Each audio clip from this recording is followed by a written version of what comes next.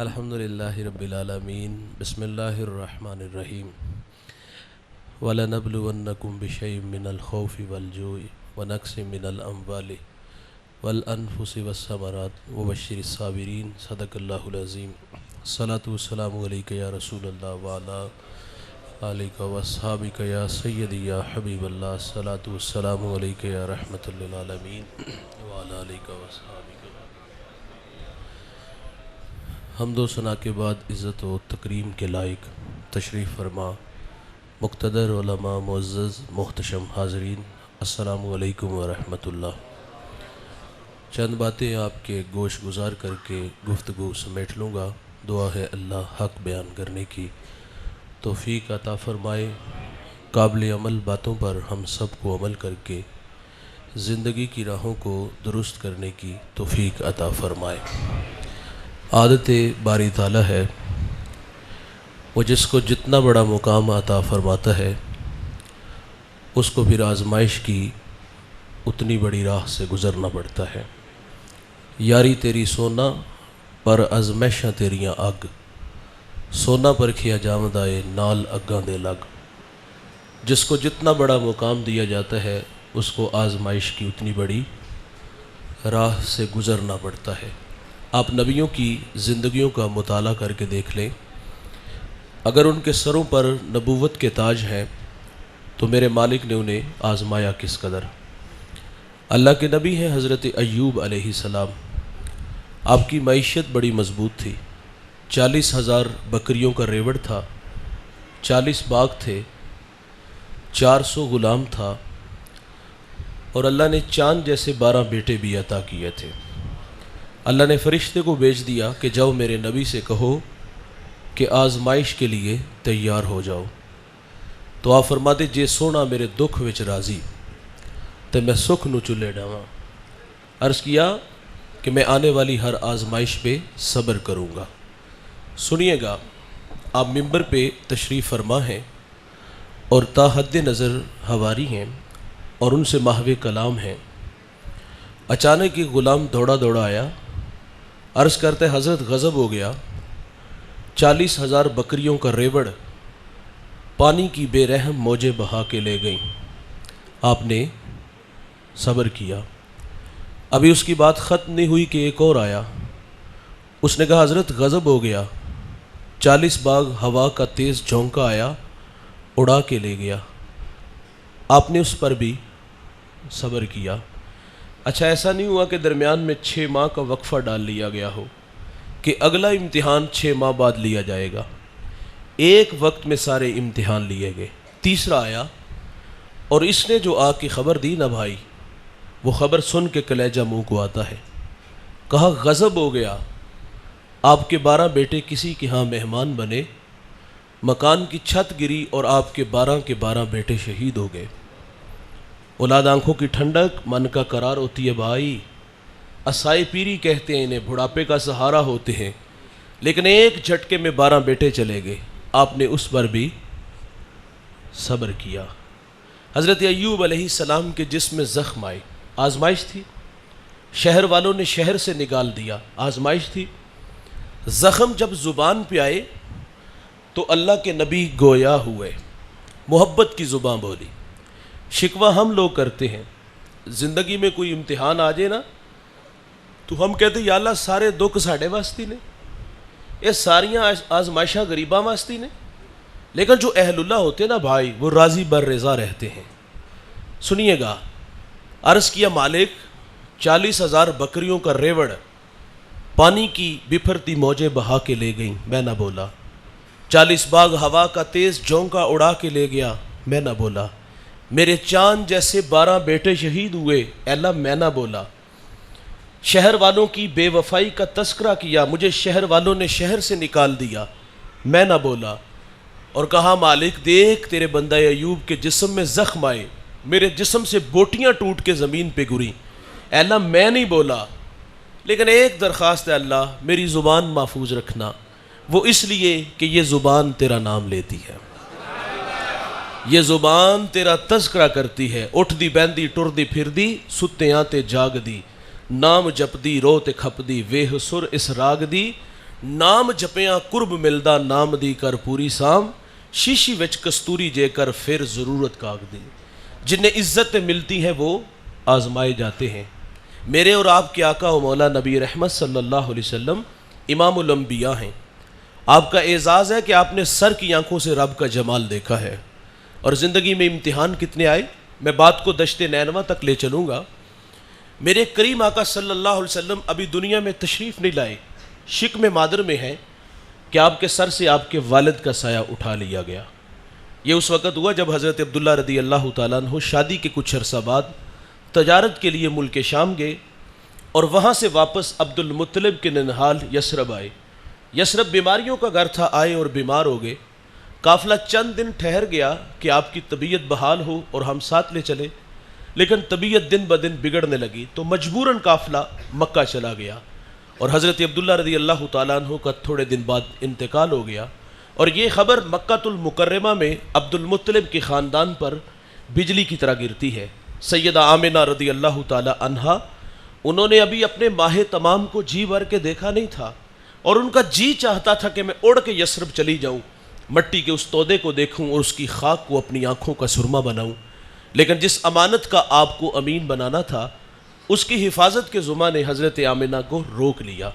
हुजूर अभी दुनिया में तशरीफ़ नहीं लाए भाई कि सर से आपके बाप का साया उठा लिया गया। 6 साल उम्र हुई, चलने फिरने के काबिल हुए, सफ़र की सोबतें सहने के लायक हुए। तो सैयदा आमिना ने अपने मन की कहानी अपने ससुर जनाब अब्दुल मुत्तलिब रदी अल्लाह तआला अन्हु से कह डाली कि 6 साल जुदाइयों में गुजार दिए, अगर आप रुखसत अनायत फरमाओ तो आरजू है कि उस खाक को आँखों का सुरमा बना लो। तो आपने अपनी जवां साला बहू सैयदा आमिना रदी अल्लाह तआला अन्हा को रुखसत दे दी और साथ एक खादिमा उम्मे ऐमन रदी अल्लाह तआला अन्हा को भेज दिया। ये नफूस कुदसिया मक्का से यसरब आए।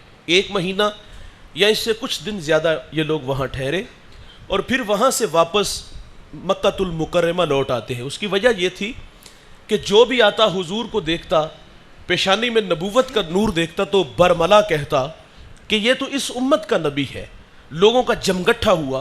सैयदा आमिना फरमाती, मेरे दिल में खौफ पैदा हुआ कि कहीं ये मेरे बेटे मोहम्मद को गजंद ना पुंजाए। इस खौफ ने सैयदा आमिना को वापस पलटने पे मजबूर कर दिया। आधा सफ़र तय हो गया, आधा सफ़र अभी बाकी था। रास्ते में एक अबवा नामी बस्ती आई जहाँ सैयदा आमिना रदी अल्लाह तआला अन्हा आके रुक जाती हैं। बुखार ने आ घेर लिया और आप जान गए कि ये बुखार जान ले लेगा। वक्त रुखसत उम्मे ऐमन को कहा कि मेरे बेटे मोहम्मद को बाहिफाजत अब्दुल मुत्तलिब तक पहुँचा देना। फिर हुजूर को पास बुलाया। उधर बचपने की मासूमियत, पेशानी में नबूवत का नूर और माँ बेटे में खूब सी जाती है। भाईजान 2-1 बातें की और फिर हमेशा के लिए सैयदा आमिना पहाड़ों में सो जाती हैं। आप फरमाती, बेटा कुल्लु हय्यिन मय्यितुन कुल्लु जदीदिन बालिन कुल्लु कबीरिन यफना व आना मैततुन व ज़िक्रा बाकिन व वलदतु तुहरा। फरमाया, बेटा हर नई चीज़ ने पुराना हो जाना है, हर बाकी ने फना हो जाना है। फरमाया, बेटा मैं भी जा रही हूँ लेकिन सुनो मेरा जिक्र बाकी रहेगा। फरमाया, इसलिए कि मैं तेरे जैसा पाकीज़ा और सुथरा मोहम्मद छोड़ के जा रही हूँ। सांसों की माला टूट गई, मोती फिजा में बिखरे, मेरे नबी माँ से लिपटे लिपट के रोए। नन्हे नन्हे हाथों से काले पत्थरों की कब्र बनाई और उस पे आंसुओं का छिड़काव किया। जहाँ तक माँ नज़र आती रही, मेरे नबी पलट पलट के उन काले पत्थरों वाली कब्र को देखते हैं। मैं पहली दफ़ा जब सैयदा आमिना के मज़ार पे हाज़िर हुआ, सहरी का वक्त था, मेरे साथ कुछ उलमा थे, हम वापस आने लगे तो मैंने अर्ज़ किया कि आज हम भी सैयदा आमिना से रुखसत, जिस तरह बेटा बचपन में माँ से बिछड़ा था, आज हम भी हुजूर की उस अदा को पेश नज़र रख के यहाँ से रुखसत चाहेंगे। यकीन मानिएगा जब हमने पहली दफ़ा पलट के देखा तो हुजूर का वो 6 साल का बचपन का ज़माना याद आया कि माँ से बिछड़ते हुजूर की कैफियत क्या थी। फिर मुकामे बदर तक हमारी हिचकियाँ और सिसकियाँ थमने का नाम ही नहीं ले रही थी। 6 साल की उम्र में भाईजान अबवा के टीले पे माँ खामोश हो गई। उम्मे ऐमन कहती, मैं हुजूर को लेके पहाड़ से नीचे आई, पलट के देखा तो हुजूर मेरे साथ नहीं थे। फरमाती, मैं दोबारा फिर पहाड़ पे चढ़ी और मेरी आंखें क्या देखती हैं, हुजूर माँ के सराने खड़े हैं और वहाँ खड़े होकर कह रहे थे, अम्मी जी आप तो जानते हो कि मेरा इस दुनिया में आपके सिवा कोई भी नहीं है। उम्मे ऐमन की जान निकल गई, हुजूर को सीने से लगा लिया। मेरे नबी फरमाया करते थे, उम्मे ऐमन मेरी माँ के बाद मेरी माँ लगती है। एक साहबी किसी को आर देते हुए कह रहे थे, ओ काली माँ के बेटे, حضور جلال میں آگے 3 دفعہ فرمایا پیمانہ چھلک گیا، پیمانہ چھلک گیا، پیمانہ چھلک گیا. فرمایا کسی گوری رنگت والی ماں کے بیٹے کو کالی رنگت والی ماں کے بیٹے پر کوئی فوقیت حاصل نہیں. فرمایا اگر وہ ہے تو وہ تقوی ہے. فرمایا مجھے جس نے جنم دیا وہ گوری رنگت والی، اور جس نے میری پرورش کی وہ کالی رنگت والی. آقا فخر سے فرماتے کہ میں محمد بیک وقت 2 ماؤں کا تنہا بیٹا ہوں. 6 سال کی عمر میں ابوا کے ٹیلے پر ماں ہمیشہ کے لیے خاموش ہو جاتی ہیں. پھر کفالت کا ذمہ آپ کے دادا جان اٹھا لیتے ہیں. دادا سے بڑی محبت ملی، کھانا کھاتے ساتھ بٹھاتے ہیں، سوتے ہیں پہلو میں لٹا لیتے ہیں. ذل کعبہ عبد المطلب کی مسند بچتی تھی جس پر بیٹوں کو بیٹھنے کی جرت نہیں تھی، لیکن حضور لاڈلے بڑے تھے، دادا کی مسند پر جا کر بیٹھ جاتے. بے پناہ محبت دادا جان سے نصیب ہوئی. بھائی جان غم کی کہانی ٹوٹی نہیں، سیلاب تھما نہیں. 2 سال بعد جناب عبد المطلب رضی اللہ تعالیٰ عنہ کا انتقال ہو گیا. راوی لکھتا ہے کہ مکے کے بازار سے عبد المطلب کا جنازہ اٹھا اور آگے آگے جنازہ تھا اور پیچھے پیچھے میرے رسول تھے. عمر 8 سال ہے اور دادے کی جدائی میں میرے نبی مکے کی کبھی اس دیوار سے اور کبھی اس دیوار سے لپٹ کے روتے ہیں. پھر کفالت کا ذمہ آپ کے چچا نے اٹھا لیا. چچا سے بھی بڑی محبت ملی، کھانا کھاتے ساتھ بٹھاتے ہیں، سوتے ہیں پہلو میں لٹا لیتے ہیں. چچا کثیر العیال تھے اور آپ کی معیشت کو زیادہ مضبوط نہیں تھی. میں نے حضور کا بچپن پڑھا ہے. اماں حلیمہ فرماتی حضور کو بچپن میں اگر بھوک لگی بھی ہوتی نا تو کبھی بھوک کا مطالبہ نہیں کیا تھا. ناراض نہ ہوئیے گا بھائی، ہم بچے نہیں بڑے ہو گئے، اب بڑھاپے کی طرف سفر ہے، ہمیں وقت پہ کھانا نہ ملے تو ہم گھر کے برتن توڑ دیتے، گالیاں دیتے ہیں، خواتین پہ ہاتھ اٹھاتے ہیں. میرے نبی کا بچپن اتنا شاندار ہے، بھوک لگی بھی ہوتی تو کبھی بھوک کا مطالبہ نہیں کیا تھا. پروان چڑھے، زندگی میں امتحان اور بھی آئے. عام الحزن آیا، وہ غم کا سال جس میں شفیق چچا اور آپ کی رفیقہ حیات حضرت خدیجہ کا انتقال ہو گیا.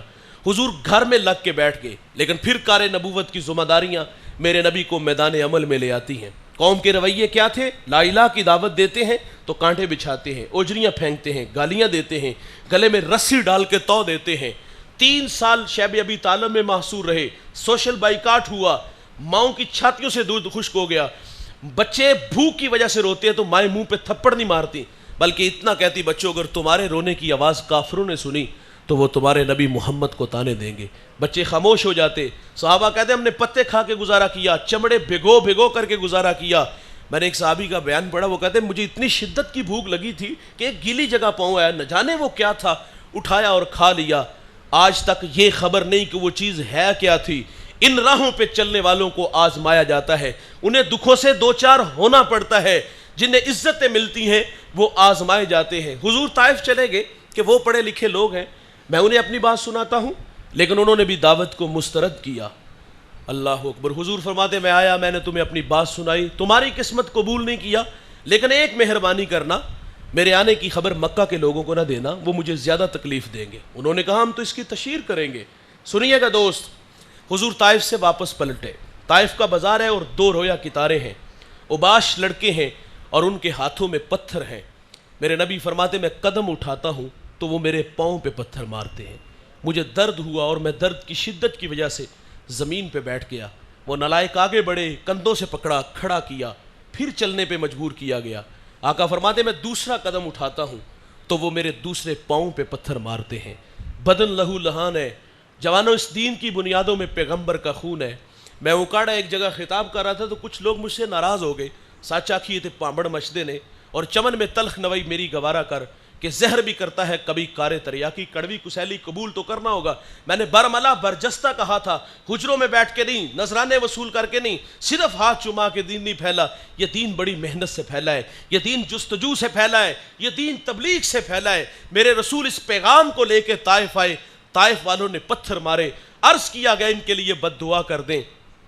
فرمایا میں رحمت بن کے آیا ہوں، زحمت بن کر نہیں آیا. اور وہاں ایک جملہ ارشاد فرمایا جو علماء کے لیے تھا، مبلغین کے لیے تھا. فرمایا مجھے ان کی نسلوں سے امید ہے کہ وہ میرے ساتھ چلیں گے. بعض اوقات نتائج جو ہمیں مطلوب ہوتے ہیں خاطر خواہ نہیں ملتے. جن لوگوں سے ہمارا واسطہ ہوتا ہے، جس کی گھر نہیں چلتی مسجد میں ضرور چلتی ہے، پکھے کیوں چل دینے، لیٹاں کیوں بلدیاں نے، صفا کیوں نہیں چکیاں، یہ بہت ساری باتیں ہوتی. بعض اوقات ہم دل برداشتہ بھی ہو جاتے ہیں کہ ہمیں تو سجدے سے غرض ہے، یہاں نہیں تو وہاں سے کم ہی کرنا ہے، نہ خیال ہی نہیں تھے کہ اور چلے جاؤں گے. لیکن یہ فرمان میرے نبی کا روشنی دیتا ہے کہ بعض اوقات نتائج آنے والی نسلوں پہ چھوڑے جاتے ہیں. آپ جانتے ہو جب سندھ کے اندر نہید نامی بیٹی کے سر سے راجہ دہر کے گنڈوں نے دوپٹہ کھینچا تو اس نے یا علی الحجاج کہا. حجاج تاریخ کا کوئی قابل ذکر انسان نہیں, بہت بڑا بدماش ہے, اس کے ہاتھ ہزاروں لوگوں کے خون سے رنگے ہوئے ہیں. اس سماج کا بدماش آدمی کہتا ہے لبیک یا اختی, بہن میں حاضر ہوں. اس نے پھر اپنے داماد, اپنے بھتیجے کو جس کی عمر 17 سال تھی, اس کو یہاں بھیجا اور وہ ہندوستان کے تخت و تاج کو رونتا ہوا یہاں آیا اور اس بیٹی کے سر پہ عزت کی ردا رکھتا ہے. اور 4 سال گزار کے گیا, اس نے مکران سے ملتان تک سفر کیا. اپنے کردار سے, اپنے اخلاق سے, اپنی گفتار سے 1 لاکھ انسانوں کو محمد کا غلام بنا گیا تھا. وہ خود چلا گیا لیکن یہاں دین چھوڑ گیا. اس شخصیت کا نام محمد بن قاسم بتایا جاتا ہے. فرمایا مجھے ان کی نسلوں سے امید ہے کہ وہ میرے ساتھ چلیں گے. جنہیں عزتیں ملتی ہیں نا بھائی, انہیں آزمایا جاتا ہے. حضور ابھی دنیا میں نہیں آئے, شکم مادر میں ہے کہ سر سے باپ کا سایہ اٹھا لیا گیا. 6 سال کی عمر میں ماں نہیں, 8 سال کی عمر میں دادا نہیں. عام الحزن شیب ابی طالب, مکے کے تلخ رویے, طائف کے پتھر. ہم پڑھتے ہیں حضور کی زندگی میں ایک خوشی کا سا سما تھا. حضور کی گود میں 2 بچے تھے, ایک بچے کا نام ابراہیم اور دوسرے بچے کا نام حسین تھا. حضور دونوں بچوں سے محبت فرما رہے ہیں, دونوں کی گال تھپکا رہے ہیں, کبھی ابراہیم کی اور کبھی امام حسین کی. اللہ فرشتے کو بھیج دیتا ہے, جاؤ میرے نبی سے کہو کہ دونوں میں سے ایک کو رکھ لو اور ایک کو اللہ مانگ رہا ہے. کتنا مشکل ہے بھائی, ایک طرف بیٹا, دوسری طرف بیٹی کا بیٹا, امتحان کتنا کڑا ہے. تو میرے نبی اپنا بیٹا پیش فرما دیتے ہیں. چند دن بعد حضرت عبداللہ کا انتقال ہو گیا. پھر حسین ابن علی رضی اللہ تعالیٰ عنہ سے میرے نبی نے بے پناہ محبت فرمائی. حسین کی زبان میرے رسول اس طرح چوستے ہیں جس طرح کھجور چوسی جاتی ہے. حسین کو کبھی کندھوں پہ سوار کرتے ہیں, سجدے میں جاتے ہیں, حسین پشت پہ آتے تو میرے نبی تسبیحات کو بڑھا دیتے ہیں. کبھی ہاتھ اٹھا کے کہتے ہیں اللہ میں پیار کرتا ہوں, تو بھی ان سے پیار فرما. جو ان سے پیار کرے اللہ تو ان سے پیار فرما. میرے نبی سیدہ فاطمہ کے گھر کے قریب سے گزرے تو حسین کے رونے کی آواز سنی تو آواز دے کے کہا کہ حسین کے رونے سے میں محمد کو تکلیف ہوتی ہے, اسے رونے نہ دینا. تو حسین ابن علی سے بے پناہ محبتیں. بھائی جان غم کی کہانی ٹوٹی نہیں. فرشتہ پھر آ گیا اور اس نے آ کر کے کہا کہ آپ کے اس نواسے کو دشت نینوا کے اندر, میدان کربلا کے اندر شہید کر دیا جائے گا. کربلا کی مٹی دی گئی, جب یہ خون بن جائے تو جان لینا کہ آپ کا نواسا شہید ہو گیا. پھر 60 ہجری کو یزید تخت نشین ہوا. یہ تفصیل سے واقعہ آپ نے علماء سے سن رکھا ہے, میں کچھ باتیں عرض کر کے بات کو آگے بڑھاتا ہوں. تو جب یہ تخت نشین ہوا تو اس نے سب سے پہلے ولید کو پیغام بھیجا کہ امام حسین رضی اللہ تعالی عنہ سے میرے لیے بیعت لو. مدینہ میں 3 شخصیات سے اس کو خطرہ تھا. حضرت ابن زبیر تھے اور حضرت عبد الرحمن بن ابو بکر تھے اور حضرت امام حسین تھے. ان شخصیات سے اسے خطرہ تھا. اس نے کہا ان سے میرے لیے بیعت لو. رات کی تاریکی میں ولید نے حضرت امام حسین کو طلب کیا اور امام جانتے تھے کہ اس وقت میں ولید کسی سے ملاقات نہیں کرتا, بات خطرے سے خالی نہیں. مشاورت کی تو دوستوں نے مشورہ دیا کہ آپ اپنے ساتھ چند رفقا کو لے جائیں, اگر حالات ٹھیک نہ ہوئے تو آپ آواز دیجئے گا, ہم دارالامارت کی دیواریں پھیلان کے اندر آ جائیں گے. حضرت امام تشریف لے گئے. ولید نے بتایا کہ کاتب وحی حضرت امیر معاویہ رضی اللہ تعالیٰ عنہ کا انتقال ہو گیا ہے اور اب ولی عہد اس کا بیٹا یزید ہے اور اس نے بیعت کے لیے کہا ہے. تو امام حسین رضی اللہ تعالیٰ عنہ فرماتے ہیں مجھے ایک دن سوچنے کا موقع دیا جائے, میں چھپ کے بیعت نہیں کر سکتا. آپ واپس آنے لگے تو مروان بن حکم یہ نائب تھا, اس نے سرگوشی کی کہ کیا کر رہے ہو, اگر یہ شخص چلا گیا تو بعد میں قابو پانا مشکل ہوگا, ابھی فیصلہ کرو, یا بیعت کرو یا بیعت لو یا پھر سر کاٹ کے دمشق میں یزید کی بارگاہ میں بھیجو. جب یہ بات کی نا تو امام حسین رضی اللہ تعالیٰ عنہ نے یہ بات سن لی. ایسا نہیں ہوا کہ امام دوڑ کر کے باہر آ گئے ہوں, انہی قدموں سے واپس پلٹے. فرمایا کیا کہا, تو وہ کہتے ہیں ہم آپس میں کوئی بات کر رہے. فرمایا میں نے سن لیا ہے. اور پھر کیا کہا حضرت امام حسین نے, فرمایا تم جانتے نہیں میں کون ہوں, میری رگوں میں حیدر کرار کا خون دوڑتا ہے. 2 ٹوک بات کی, یزید فاسق ہے, فاجر ہے, میں حسین اس کی بیعت سے انکار کرتا ہوں.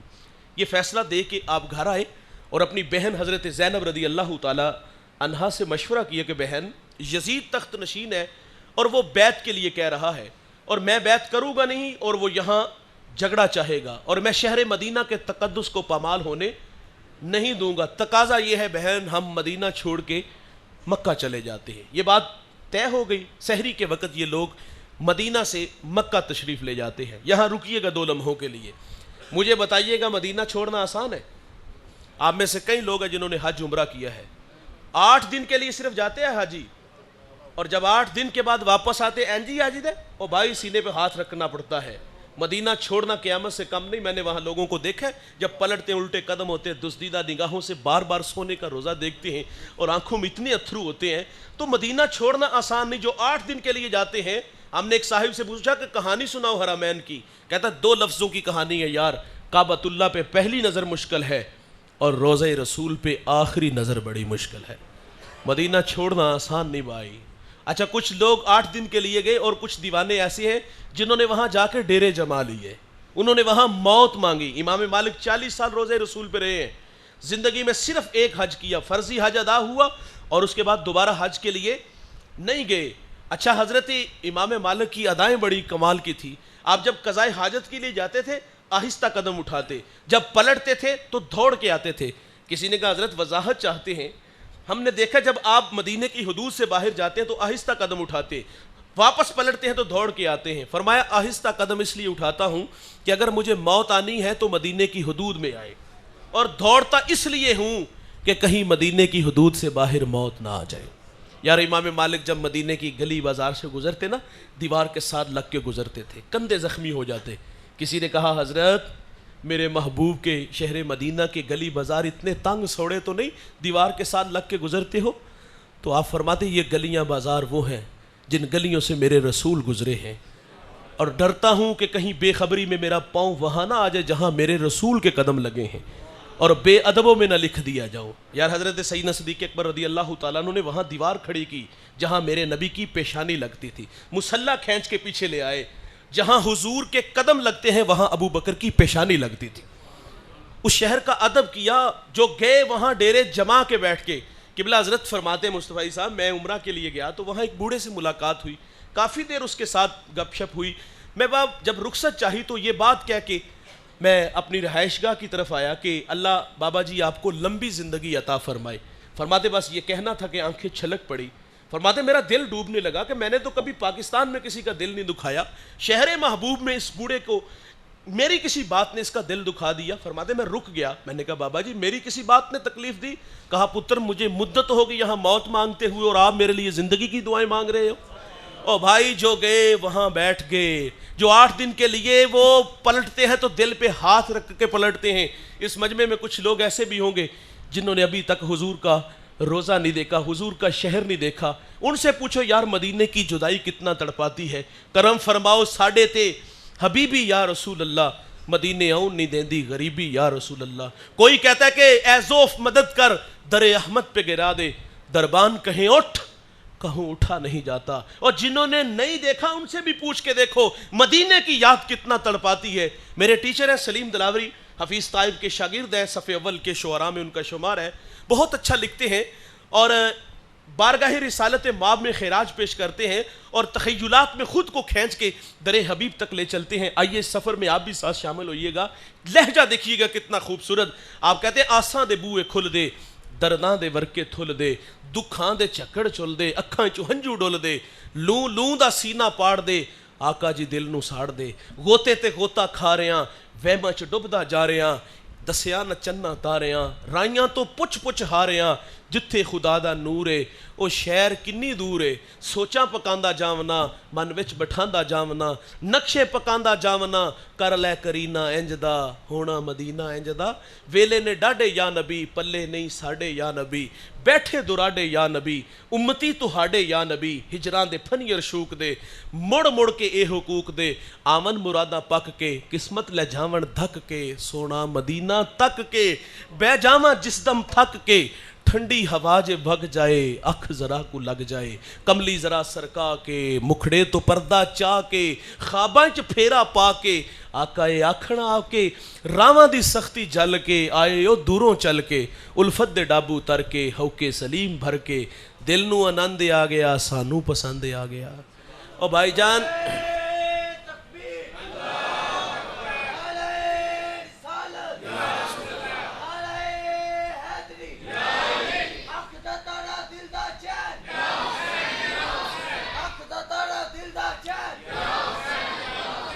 بھائی جان جنہوں نے نہیں دیکھا وہ آرزو رکھتے ہیں, جو دیکھ آئے ہیں وہ بار بار کی آرزو رکھتے ہیں. اور کچھ دیوانوں نے ڈیرے جما لیے. حسین ابن علی پیدا مدینے میں ہوئے, بچپن مدینے میں گزرا, لڑکپن مدینے میں گزرا, جوانی کی بہاریں مدینے میں گزری, 56 سال عمر ہے. اتنا ہی آسان تھا اس شہر کو چھوڑنا, لیکن اس دین کی بقا و احیاء کے لیے آپ نے شہر مدینہ کو خیر آباد کہا. اشکبار آنکھوں سے نانا جان کے قدموں میں حاضری دی اور جنت البقیع میں ماں کے قدموں میں کھڑے ہو کر آخری سلام کیا. اور یہ قافلہ محبت سحری کے وقت مدینہ سے مکہ چلا جاتا ہے. وہاں 6-7 ماہ یہ لوگ وہاں رہے تھے, اور کوفہ والوں نے بہت ساری خط لکھے کہ ہم بے امام ہیں اور آپ ہماری سرپرستی فرمائیں. خط ایک نہیں تھا, کئی تھے, اور بعض خط بڑے تلخ تھے. انہوں نے کہا تھا کہ اگر آپ نہ آئے تو ہم اللہ کو شکایت کریں گے کہ ہمیں آپ کے نبی کے نواسے کی مدد کی ضرورت تھی اور یہ ہماری مدد کے لیے نہیں آئے. تو حضرت امام حسین رضی اللہ تعالیٰ عنہ سینے میں خوف الہی رکھتے تھے, لیکن اس بات نے اور زیادہ خوف زدہ کر دیا کہ داور محشر کے سامنے میری شکایت ہوگی کہ یہ ہماری مدد کے لیے نہیں آئے کہ ہم بے امام تھے. تو امام حسین رضی اللہ تعالیٰ عنہ نے کوفہ جانے کا فیصلہ کیا. ساتھیوں سے مشاورت چاہی تو مشورہ یہ بھی طے پایا کہ آپ اپنا نمائندہ کو وہاں بھیجیں, وہاں کے حالات دیکھے جائیں اور پھر کوئی فیصلہ کیا جائے. تو حضرت مسلم بن عقیل رضی اللہ تعالیٰ عنہ کو بھیجا گیا. تو جب مسلم بن عقیل کوفہ گئے تو وہاں کے جو گورنر تھے وہ حضرت نعمان بن بشیر رضی اللہ تعالیٰ عنہ تھے, اور وہ محب اہل بیت میں سے تھے. انہوں نے مزاحمت نہیں کی. پہلے دن 14,000 کوفی بیت ہوتا ہے, تو آپ نے فوراً بھائی کو خط لکھ دیا کہ یہاں کے حالات سازگار ہیں اور یہ لوگ آپ کے لیے دیدہ و دل فرش راہ ہیں, آئیں اور ان کی سرپرستی فرمائیں. یہ خط مکہ آ گیا اور ادھر کوفہ کے حالات یکسر بدل گئے. جو یزید کے حمایتی تھے انہوں نے یزید کو خط لکھا کہ یہاں جس شخص کو تو نے متعین کیا ہے وہ تو ہاتھوں پہ ہاتھ دھر کے بیٹھا ہے, اگر یہ چند روز اسی طرح سلسلہ چلا تو یہاں تیری حکومت کو خطرہ ہے. تقاضا یہ ہے کہ کسی ایسے شخص کو بھیجو جو یہاں کے حالات کو کنٹرول کرے. تو اس نے پھر ابن زیاد بدبخت کو بھیجا جو بصرہ کا گورنر تھا. اس نے اپنے بھائی کو پیچھے کھڑا کیا اور خود رات کی تاریکی میں جو ہے وہ کوفہ کی طرف سفر کرتا ہے, اور اس نے حجازی لباس پہنا جو مکہ مدینہ کے لوگ پہنتے, وہ لباس پہنا, چہرے پر نقاب کر لیا, اس لیے کہ میں دیکھوں کہ لوگوں کے دلوں میں امام کے لیے جذبات کیا ہے. پھر جب یہ رات کی تاریکی میں داخل ہوا تو لوگ سمجھے شاید کہ امام تشریف لے آئے ہیں. اللہ اکبر. اور یہ سیدھا حضرت نعمان بن بشیر رضی اللہ تعالیٰ عنہ کے محل تک آیا. آپ بھی سمجھے شاید کہ امام تشریف لے آئے ہیں. محل کا دروازہ بند کیا, چھت پہ چڑھ کے مشورہ دیا کہ میرا مشورہ ہے کہ آپ واپس تشریف لے جاؤ. تو یہ ابن زیاد تھا, اس نے چہرے سے نقاب اٹھایا اور کہا کہ مجھے یزید نے بھیجا ہے, دروازہ کھولو. نعمان بن بشیر رضی اللہ تعالیٰ عنہ کو موصول کر دیا گیا اور حضرت مسلم بن عقیل رضی اللہ تعالیٰ عنہ کو بے دردی سے شہید کر دیا گیا. ابن زیاد نے جب خطاب کیا نا کہ میں بچوں کو یتیم اور عورتوں کے سہاگ اجاڑ دوں گا, اور تم اچھی طرح جانتے ہو میرے باپ کو بھی اور مجھے بھی, ہم دونوں بڑے پرانے اہل بیت کے دشمن ہیں, میں جو نا وہ چراہوں میں تمہارے سر لٹکا دوں گا. پھر وہی ہوا کوفی لا یوفی. کوفیوں کی بے وفائی پہلے ہی بڑی مشہور تھی کہ کوفی وفادار نہیں ہوتے. مسلم بن عقیل کے پیچھے 40,000 کوفی کھڑے تھے. جب ابن زیاد کا خطاب سنا تو وہیں تتر بتر ہو گئے, سب بھاگ گئے. حضرت مسلم بن عقیل جب مسجد کی طرف آئے تو 1200 کوفی تھے, 1000 یا 1200, اور جب مسجد میں داخل ہوئے تو پیچھے 500 بندہ کھڑا تھا. اور جب مسلم بن عقیل سلام پھیرتے تو پیچھے ایک کوفی بھی موجود ہے. مسلم بن عقیل کو جب شہید کیا گیا نا تو اس وقت آپ کے لبوں پہ یہ لفظ تھے, کاش کہ کوئی میرے بھائی حسین کو بتا دے کہ میرے ساتھ کیا کیا گیا ہے. ادھر حالات بدل گئے, ادھر امام نے آنے کا فیصلہ کیا. ساتھیوں نے ہر چند کہا, انہوں نے کہا کہ پوری دنیا سے لوگ آئے ہیں, حج کا موسم ہے, آپ خطاب کریں, ہم یزید کی اینٹ سے اینٹ بجا دیں گے. لیکن آپ فرماتے میں حرم کا مینڈا نہیں بننا چاہتا, میرے نانا جان نے میرے کندھوں پہ کچھ ذمہ داریاں ڈالی ہیں, میں انہیں وفا کرنے جا رہا ہوں. اور دوسرا کہا مجھے انہوں نے خط لکھے ہیں کہ اگر آپ نہ آئے تو ہم داور محشر کو شکایت کریں گے. خوف الہی کا غلبہ آپ کو کھینچ کے کوفہ کی طرف لے گیا. اور دوسری بات بھائی جان, آپ کی شہادت کی خبر تو بچپن میں ہی مشہور ہو گئی تھی.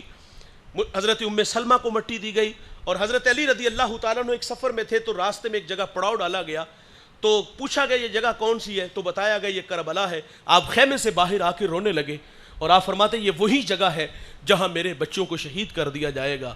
اللہ, شہادت کی خبر بچپن میں مشہور ہو چکی تھی, اور حکم الہی پہ آپ سر تسلیم خام والا مزاج تھا. کہا میں وعدہ وفا کرنے جا رہا ہوں, انہوں نے ہر چند کہا, لیکن آپ فرماتے میرے غم گسارو मेरे जान निसारो मुझको ना रोको, मुझको जाने दो, मुझे नाने के दी की डूबती कश्ती बचाने दो। मैं चाहता हूँ कि दुनिया में वफा का नाम रह जाए, मैं रहूँ ना रहूँ पर अज़मत इस्लाम रह जाए। फरमाया लोगों अगर मैं नहीं जाता, नबी के घर की आन जाती है, तुम्हारा दीन जाता है, मेरी गैरत ईमान जाती है। रखते सफ़र बांधा, सरेरा अरब के मशहूर शायर फरजदक से मुलाकात हुई। हालात पूछे तो उसने कहा हज़रत सीधी सी बात है, दिल आपके हैं, दिल आपके साथ हैं और तलवारें यजीदियों के साथ है। बात को मुख्तसर कर लेते हैं, इशा का वक्त करीब हो गया। तो कहा दिल आपके साथ और तलवारें यजीदियों के साथ। आगे बढ़े तो और 10,000 का लश्कर लेके आ गया, रोक लिया गया। मुख्तसर ये काफिला यकम मुहर्रम या 2 मुहर्रम को दश्त नैनवा थे, मैदान करबला में थे, वहाँ खेमे गाड़ दिए गए और 7 मुहर्रम को पानी बंद कर दिया गया। जिसे इज़्ज़तें मिलती हैं उन्हें आजमाया भी जाता है। ये करबला की बहुत बड़ी आजमाइश है। और जब 10 मुहर्रम का दिन आया, एक दिन कबल आपने अपने साथियों को भी कहा कि 2-2 करके यहाँ से चले जाओ, इसकी दुश्मनी मेरे साथ है, लेकिन उन्होंने कहा था कि हमने जीने मरने के वादे किए हैं, बेवफा नहीं, हम आपके साथ खड़े हैं। फिर जब 10 मुहर्रम का दिन आया, दू बदू जंग का आगाज़ हुआ। इधर 72 नफूस और उधर 22,000 का लश्कर, और ये आपस में जब टकराए तो हज़रत इमाम के सिपाहियों ने अपने अपने हिस्से का किरदार अदा किया। कईयों को वास्ले नार करके शहादत का जोड़ा पहनते हैं और इमाम अपने मुजाहिद को अपने कंधों पे उठाते हैं, खैमे तक लाते हैं और अल्लाह से इतना कहते हैं, अल्लाह हुसैन की ये कुर्बानी कबूल फरमा ले। जवान अली अकबर जब मैदान में उतरा, 18-19 साल उम्र है भाई, मैदान में उतरा, कईयों को वास्ले नार करके वापस आया। वालिद गिरामी से कहता है, अब्बा जान मुझे 2 घूंट पानी दे दो, देखिएगा आपका बेटा किस तरह दुश्मन को जो है वो लताड़ता है। आपने अपनी खुश्क ज़ुबान हुसैन के मुंह में रखी, तरावट आई, मैदान में उतरे। दुश्मन चाल बदल लेता है, चारों तरफ से हुसैन के बेटे को घेर लेते हैं। दूर से पत्थर मारने शुरू कर दिए, दूर से तीर बरसाने शुरू कर दिए। इतने तीर और इतने पत्थर लगे, वो पत्थर रुखसार पर, लबों पर, गर्दन पर भी लगे होंगे। जब पत्थर लगे, तीर लगे, हुसैन का पुत्र खुद को संभाल न सका, घोड़े से ज़मीन की तरफ आया और आवाज़ दे के कहा, अब्बा जी मुझे संभालिएगा।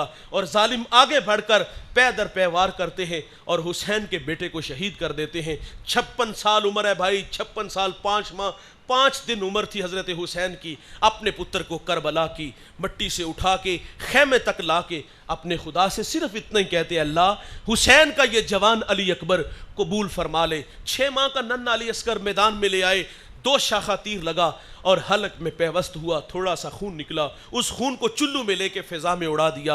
हुसैन मालिक से फिर कहते अल्लाह हुसैन का ये 6 माह का पुत्र भी कबूल फरमा ले। हज़रत कासिम जिनकी उम्र 9 साल है, छोटी सी तलवार लेके मैदान में उतरते हैं और 2 मिनट के बाद आपको भी शहीद कर दिया जाता है। हुसैन उस नन्हे फूल को उठा के खेमे तक ला के खुदा से इतना कहते हैं, अल्लाह हुसैन का कासिम भी कबूल फरमा ले। एक एक करके सारे ही राह खुदा में दिए और जितने गिरे करबला में उठा के ला के इतना ही कहा, अल्लाह इसे भी कबूल फरमा ले, अल्लाह इसको भी कबूल फरमा ले, अकबर भी कबूल फरमा ले, कासिम भी कबूल फरमा ले, अब्बास को भी कबूल फरमा ले। फिर खुद मैदान में आए, कईयों को वास्ले नार किया, दुश्मन ने चारों तरफ से घेर लिया, दूर से तीर तलवारें नेज़े लगे। हुसैन का सारा बदन जख्मों से चूर चूर हुआ और हुसैन खुद को ना संभाल सके, घोड़े से ज़मीन की तरफ आए और अपनी पेशानी को अल्लाह के हुजूर झुका दिया और क्या कहते, अल्लाह मैं तेरी तकदीर पे राज़ी हूँ, बता तू भी राज़ी हुआ है कि नहीं हुआ। भाईजान इस मंज़र को हूरों ने देखा होगा, कलेजे फटे। इस मंज़र को फरिश्तों ने भी देखा कि मालिक धरती पे क्या होने जा रहा है। एक वक़्त था फरिश्तों ने कहा था कि पाकी हम बोलते हैं, तस्बीह हम बोलते हैं, इंसान को बनाने की क्या ज़रूरत। तो अल्लाह ने फरमाया था, इन्नी आलमु मा ला तालमून, फरिश्तों जो मैं जानता हूँ वो तुम नहीं जानते। आज करबला में इन्नी आलमु मा ला तालमून की तफसीर हो रही है। फरिश्तों तुम्हारे सीनों में दिल, उसमें धड़कने, उसमें कासिम का प्यार, उसमें अली अकबर की मोहब्बत, उसमें अली असगर की चाहते होती, मैं देखता किस तरह कुर्बान करते। ये मेरा हुसैन है, सब कुछ कुर्बान करने के बावजूद कहता है, बता मौला तू मुझसे राजी हुआ है कि नहीं हुआ। इस मंजर को इकबाल ने देखा तो खिराज फातिमा को पेश करता है। वो कहता है, रिश्ता आईन हक जंजीरे पास्त, पास्त फरमाने जनाबे मुस्तफास्त, ورنہ گردے تربتش گردید میں سجدہ ہا بر خاک او پاشید میں. اقبال کہتا ہے سیدہ تیرے بابا کی شریعت کا پابند ہوں, حکم ہے کہ اللہ کے علاوہ کسی کو سجدہ نہیں. ورنہ اقبال کہتا ہے آج جی چاہتا ہے کعبے کی طرف منہ کر کے سجدہ نہ کروں, تیری قبر کی طرف رخ کر کے سجدہ کروں. کعبے کا طواف نہیں, تیری قبر کا طواف کروں, کیونکہ جو کام تو نے کیا ہے وہ دنیا کی کسی اور عورت نے نہیں کیا. نبی کے گھر کی ہے عزت نبی سے سنتے ہیں, علی کے گھر کی ہے عظمت علی سے سنتے ہیں. وہ جس نے معزز کیا گھرانے کو, حسین پال کے دیا جس نے زمانے کو. حسین ابن علی کی ماں کو اقبال خراج کیوں پیش کرتا ہے؟ اقبال کہتا ہے سیدہ یہ تیرے دودھ کی تاثیر ہے. سیدہ دودھ بھی پلاتی تھی, سونے محمد پہ درود بھی پڑھتی تھی. کہا یہ تیرے دودھ کی تاثیر ہے کہ تیرے بچوں نے دشت نینوا کو میدان کربلا بنا دیا. جنہیں عزتیں ملتی ہیں انہیں آزمایا جاتا ہے. یہاں پیغام یہ بھی ہے ماں کا کردار نسلیں بناتا ہے. ماں مؤثر ہوگی تو اولاد بھی مؤثر ہوگی. نیپولین یا ہٹلر کہتا ہے اچھی مائیں دو میں تمہیں اچھی قوم دوں گا. اگر ماں کا کردار اچھا نہیں ہوگا تو پھر گلوکار ضرور ہوں گے, ایکٹر ضرور ہوں گے, فنکار ضرور ہوں گے, حسین ابن علی کے جان نشین نہیں پیدا ہوں گے. بطول بنے گی آج کی قوم کی بیٹی تو اس کی گود میں حسن حسین کے جان نشین کھیلیں گے. ماں کا کردار نسلیں بناتا ہے. بختیار کاکی کتنا بڑا نام گزرا ہے. ماں نے مدرسے بھیجا, استاد کہتا ہے بڑھ بیٹا الحمدللہ رب العالمین ازبر تھا سیقول السفہاء من الناس ازبر تھا تلک الرسل فضلنا بعضهم علی بعض. 14 پارے سنا دیے. استاد بڑے متاثر ہوئے, بیٹا جہاں سے 14 بڑے بقیہ 16 بھی اسی مدرسے میں اسی استاد سے پڑھ لیتے, ہجے اچھے منزل خوب. عرض کی استاد جی میں نے کسی مدرسے میں کسی استاد سے زانوِ تلمس طے نہیں کیے. فرمایا پتر یہ دولت ملی کہاں سے؟ تو عرض کرتے ہیں استاد جی میری والدہ 14 پاروں کی حافظہ تھی, میں نے ماں سے سن سن کے حفظ کر لیے ہیں. کلاس روم میں ٹیچر سوال کرتا ہے بچوں بڑے ہو کر کیا بنو گے؟ کسی نے ڈاکٹر کہا, کسی نے انجینئر کہا. ایک بچہ کہتا ہے استاد جی میں بڑا ہو کر صحابی رسول بنوں گا. جھٹکا لگا, پتر صحابی تو وہ ہوتا ہے جس نے حضور کا زمانہ پایا ہو, سر کی آنکھوں سے دیکھا ہو. تو 14 صدیوں کے فاصلے پہ کھڑا ہے, لیکن بتا دل میں شوق کیسے پیدا ہوا؟ عرض کی استاد جی میری والدہ مجھے روزانہ سونے سے پہلے ایک صحابی رسول کا واقعہ سنا کے سوتی ہے, تو میرے دل میں شوق پیدا ہوا ہے میں بڑا ہو کر صحابی بنوں. رکیے گا 2 لمحوں کے لیے, ناراض بھی نہ ہوئیے گا. کیا ہم نے اپنے بچوں کو صحابہ کی محبت سکھائی؟ میں اور آپ جس دور سے گزر رہے ہیں یہ فتنوں کا دور ہے. اسلام آباد سے کراچی تک جو بکواسات کی گئی, صحابہ پہ تبرہ بولا گیا, اور اس موسم میں جتنی گالیاں دی جاتی ہیں آپ کو نہیں پتا. سیدنا صدیق اکبر کو گالیاں دی گئی, حضرت عمر فاروق کو گالیاں دی گئی, اور یہ عقائد آپ نے سنے نا کہ 6 صحابہ کے علاوہ سب جہنمی ہیں, مفاد پرست, حق غصب کیا گیا. مجھے اپنی عمر سے اس لیے نفرت ہے کہ اس کا نام عمر ہے. کیا آپ نے نہیں سنا؟ انتہائی معذرت سے بھائی جان, ہم تو کام سے 8 گھنٹے بعد گھر آتے ہیں تو 2 گھنٹے نیند سے پہلے جو ہمارے پاس ہوتے ہیں ہم گھر میں رہ کے بھی غیر حاضر ہوتے ہیں, موبائل کی جان ہی نہیں چھوڑتے. میرا کہنا بھائی موبائل کو گولی مارو, سرانے کے نیچے دباؤ.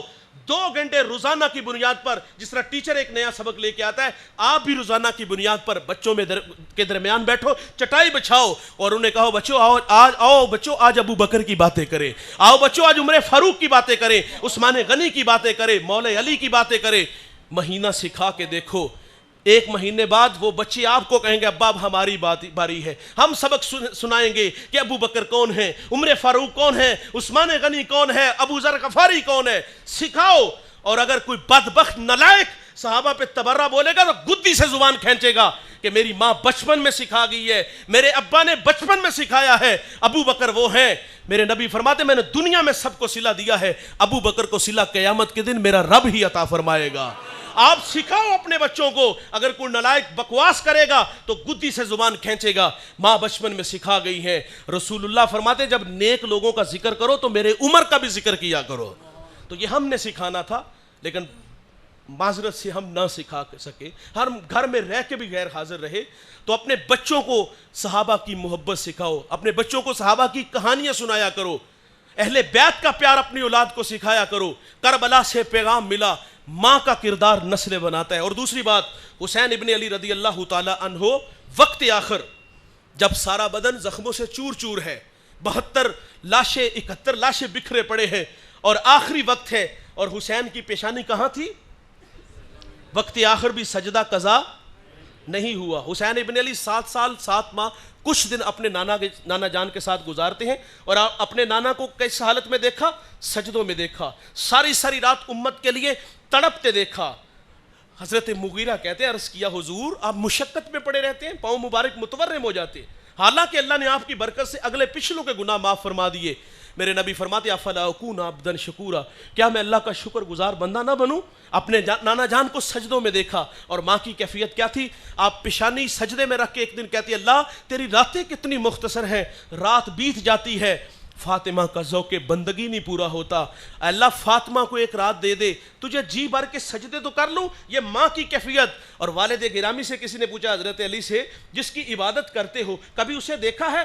علی فرماتے اتنی دیر تک سجدے سے ساری نہیں اٹھاتا جتنی دیر تک اس کے جمال کو دیکھ نہیں لیتا. اور امام زین العابدین فرماتے میں نے تہجد اپنے باپ سے سیکھی ہے. سیدہ زینب, سنیے گا دھیان سے جوانوں سنیے گا, اور یہ بات اپنی بہنوں کو, بیٹیوں کو اور اپنی ماؤں کو سنائیے گا. سیدہ زینب رضی اللہ تعالی عنہا جب کربلا سے مدینہ واپس آئی نا, تو مدینے کی عورتوں نے کہا بہن ایک سوال ہے, کربلا میں خاندان نبوت پہ سب سے اوکھی گھڑی کون سی تھی؟ پوچھنے والے کی غرض کہ 72 لاشوں کی کہانیوں میں سے کوئی ایک کہانی جس نے تڑپا دیا ہوگا. علی اکبر کی شہادت, علی اصغر کی شہادت, حضرت عباس کے کٹے ہوئے بازوؤں کا تذکرہ, کوئی بات جس نے سیدہ زینب کو تڑپایا ہوگا. کہا کربلا کی سب سے مشکل گھڑی کون سی تھی؟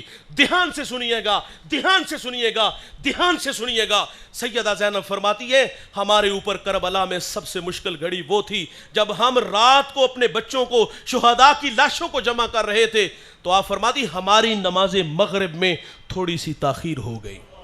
قضا نہیں ہوئی, قضا نہیں ہوئی, قضا نہیں ہوئی بھائی, تاخیر ہوئی. جن کے نام پہ میں اور آپ جمع ہوئے ہیں, جن کے نام کے ہم نے نعرے لگائے, جن کے نام کی نیاز بانٹیں گے, جن کی یاد میں اتھرو بہائے, اور بھائی اس خاندان کی کہانی تو دیکھو کتنی خوبصورت ہے کہ کربلا میں بھی سجدہ قضا نہیں ہوا. میں اور آپ اپنی اپنی نمازوں کا حساب لگائیں تو ابھی 2 منٹ میں حساب کر کے بتا دیں گے کہ ہمارے پاس نمازیں ہیں کتنے, ہمارے پاس سجدے ہیں کتنے.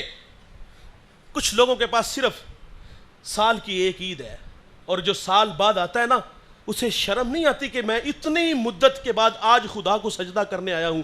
پیشانیوں میں جو سجدے اداس تھے, یہ پیشانی سجدوں کے لیے ہے, لیکن اس میں سجدہ ہی کوئی نہیں. سال میں ایک بار آیا تو شرم تو آنی چاہیے تھا کہ یار سارا سال اس کا کھاتا رہا ہوں, آج سجدہ کرنے آیا, ایک دن بھی بھوکا نہیں سویا, اس کی اتنی نعمتیں کھائیں, اس کا شکر بجا نہیں لایا. جو سال بعد آیا نا وہ بھی بڑے فخر سے اور بڑے تمسخرانہ انداز میں کہتا ہے او بھائی کافر ہو کہتے نہیں مرنا.